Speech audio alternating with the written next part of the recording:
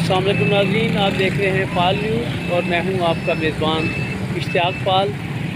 ابھی میں تھانہ سول لائن کے سامنے اقبال روڈ کے یہ دیکھیں، یہاں سے اقبال روڈ شروع ہوتا ہے، یہاں پہ کھڑا ہوں۔ اس سے قبل بھی اس سیوریج کے گڑھے کے حوالے سے میں نے ایک پروگرام کیا تھا، جس میں میں نے ڈپٹی کمشنر جہلم اور پبلک ہیلتھ اور میونسپل کارپوریشن کو مخاطب کیا تھا کہ کسی بڑے حادثے سے بچنے کے لیے اس پہ کام کرایا جائے۔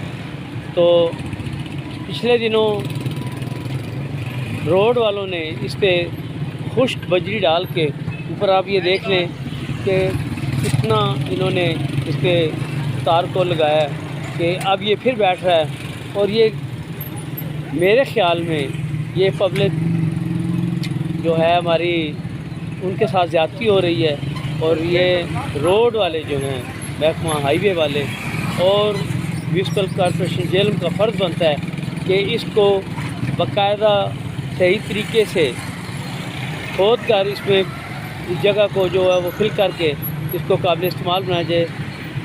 اگر یہی سلسلہ رہا تو کسی وقت بھی کوئی حادثہ رونما ہو سکتا ہے۔ عوام ڈپٹی کمشنر کے حکم کی منتظر ہے کہ وہ کب ان محکموں کو سدھارتے ہیں۔ ملتے ہیں کسی اور پروگرام میں چرچے کے ساتھ۔